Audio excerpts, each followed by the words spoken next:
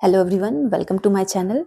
आज हम पढ़ रहे हैं क्लास 10th एनसीईआरटी साइंस के चैप्टर 5 लाइफ प्रोसेस के एक और क्वेश्चन के बारे में। ठीक है, क्वेश्चन आज हमारा ये पूछ रहा है कि ऑटोट्रॉफिक न्यूट्रिशन के लिए नेसेसरी कंडीशंस क्या होते हैं एंड उसके बाई प्रोडक्ट्स क्या होते हैं। ठीक है, तो यहाँ बात हो रही है ऑटोट्रॉफिक न्यूट्रिशन की, नेसेसरी कंडीशंस की एंड बाई प्रोडक्ट्स की। ठीक है, हम स्टेप वाइज सबकी बात करेंगे, लाइन से बात करेंगे। ठीक है, तो पहले हम बात करते हैं ऑटोट्रॉफिक न्यूट्रिशन की। तो ऑटोट्रॉफिक वर्ड में ही इसका मीनिंग है। ठीक है, ये एक ग्रीक वर्ड है। ठीक है, auto it means self, trophic means होता है न्यूट्रिशन या फिर फीडिंग, मतलब सेल्फ की फीडिंग करना।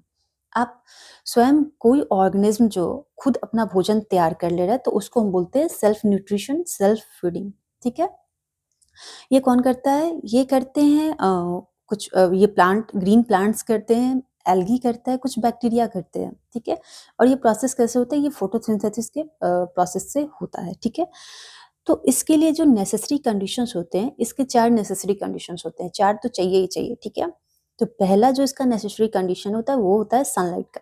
ठीक है, सनलाइट, सूर्य की प्रकाश की बात हो रही है। तो यहाँ पे सनलाइट क्यों इम्पोर्टेंट है? तो सनलाइट इसलिए इम्पोर्टेंट है क्योंकि ये एनर्जी का जो होता है अल्टीमेट सोर्स होता है। ठीक है, इसका जो यूज होता है वो होता है केमिकल रिएक्शन को चलाने के लिए किया जाता है। ठीक है, तो इसकी सनलाइट की एनर्जी, लाइट एनर्जी को एब्जॉर्ब किया जाता है।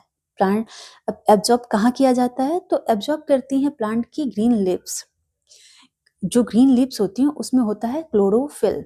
ठीक है, ये क्लोरोफिल कहाँ होता है इसकी बात हम आगे करेंगे। ठीक है, तो ये क्लोरोफिल जो होता है वो सनलाइट की सनलाइट एनर्जी जो होता है वो एब्जॉर्ब करता है। ठीक है, तो फर्स्ट जो कंडीशन होती है वो सनलाइट की कंडीशन होती है। ये मोस्ट इंपॉर्टेंट है, मतलब सारे ही इंपॉर्टेंट है, ये उनमें से पहला है। ठीक है, सेकंड बात आती है, सेकंड हम बात करेंगे यहाँ पे, चूंकि क्लोरोफिल ने सनलाइट को एब्जॉर्ब किया तो सेकंड कंडीशन हो गया हमारा क्लोरोफिल। ठीक है, क्लोरोफिल कहाँ होता है? क्लोरोफिल जो होता है वो प्लांट्स की पत्तियों में जो सेल्स होते हैं, इन सेल्स के अंदर मौजूद एक सेल ऑर्गेनेल होता है जिसको हम बोलते हैं क्लोरोप्लास्ट। क्लोरोप्लास्ट।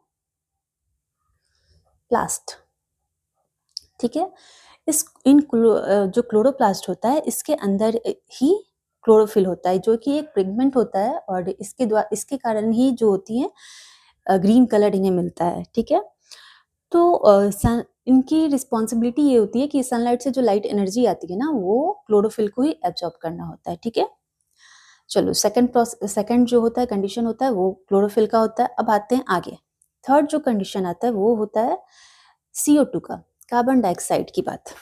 ठीक है, तो कार्बन डाइऑक्साइड भी फोटोसिंथेसिस के प्रोसेस के लिए बहुत इंपॉर्टेंट होता है। तो ये कार्बन डाइऑक्साइड हमें एटमॉस्फेयर से मिलता है, एटमॉस्फेयर से ही प्लांट भी इसे लेते हैं। ठीक है, प्लांट इसे कैसे लेते हैं? प्लांट की पत्तियों में जो होता है ना, जो लीव्स होते हैं उसमें स्मॉल पोर्स होते हैं, ऐसे छोटे छोटे पोर्स होते हैं जिन्हें हम बोलते हैं स्टोमेटा।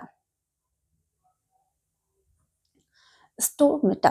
ठीक है, तो ये पोर्स ही क्या करते हैं? एटमॉस्फेयर से कार्बन डाइऑक्साइड को एब्जॉर्ब करते हैं। ठीक है, इनके जरिए ही प्लांट में, मतलब पत्तियों में कार्बन डाइऑक्साइड अंदर जाता है। ठीक है, अब ये क्यों इंपॉर्टेंट है? सबकी इंपॉर्टेंस जानना जरूरी है। ठीक है, तो अभी देखो आप, सेल्फ न्यूट्रिशन होता है तो इनको भोजन चाहिए। भोजन का इनका फॉर्म क्या होता है? भोजन का इनका फॉर्म होता है ग्लूकोज का। कार्बोहाइड्रेट का सिंपलेस्ट फॉर्म जो होता है ग्लूकोज। ग्लूकोज। ठीक है, ग्लूकोज का फॉर्मूला क्या होता है? ग्लूकोज का फॉर्मूला होता है C6H12O6। ठीक है, तो इसके लिए हाइड्रोजन चाहिए, कार्बन चाहिए, हाइड्रोजन चाहिए, ऑक्सीजन चाहिए। ठीक है, तो यहाँ सनलाइट तो इस प्रोसेस को चलाने के लिए मिल गया। अब पहला जो एटम आता है, पहला जो एसेंशियल चीज आती है, एसेंशियल कंडीशन आता है, तो इसके बाई प्रोडक्ट को बनाने के लिए हमें चाहिए कार्बन।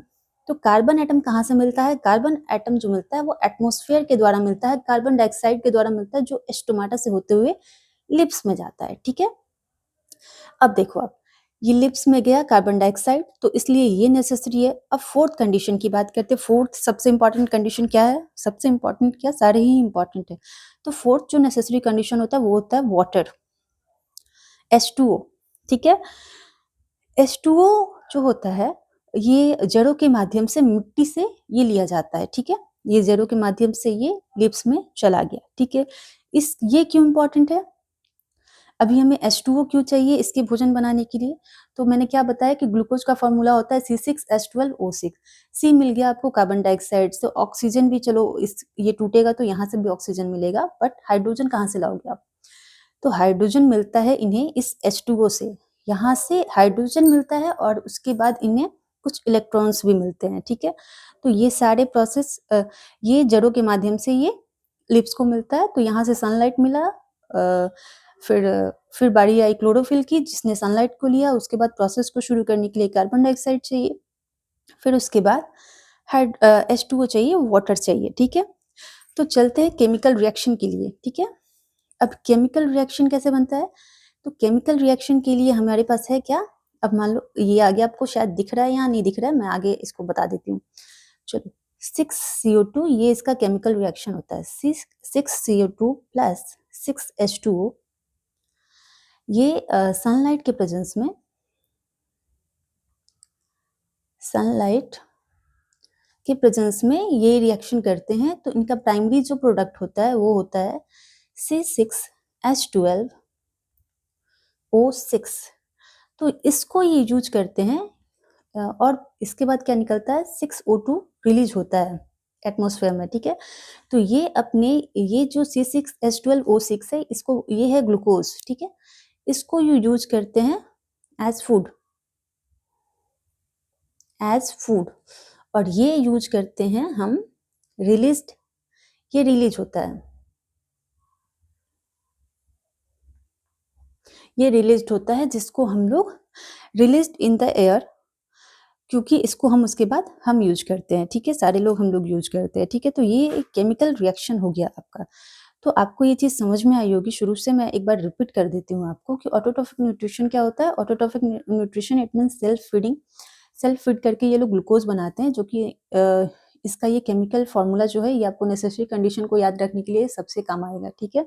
आपको कार्बन चाहिए, आपको CO2 चाहिए, आपको हाइड्रोजन चाहिए, आपको H2O चाहिए, ऑक्सीजन चाहिए तो आपको CO2 चाहिए एंड H2O भी चाहिए, ठीक है? तो आप ऐसे ही याद कर लो, सिर्फ आप ग्लूकोज का फॉर्मूला याद कर लोगे तो आपको तो 3 चीज़ें ऐसे ही याद हो गई, क्या-क्या चाहिए। और इस प्रोसेस को चलाने के लिए क्या चाहिए? तो इस प्रोसेस को चलाने के लिए एनर्जी चाहिए, जो हमें एनर्जी कहाँ से मिलती है? सनलाइट से चाहिए, ठीक है? तो आपको ये आसानी से याद भी हो जाएगा। तो ये सारी चीज़ें चाहिए आपको और ये हो गया आपका chemical reaction C6 CO2 plus 6H2O in the presence of sunlight. C6H12O6 primary product. यहाँ आपको ग्लूकोज का जो स्ट्रक्चर है वो भी दिख रहा है और उसके बाद O2 रिलीज होता है, जो कि हम एटमॉस्फेयर में हम यूज कर रहे होते हैं। तो आई होप आपको समझ में आया होगा। सो आज के लिए थैंक यू।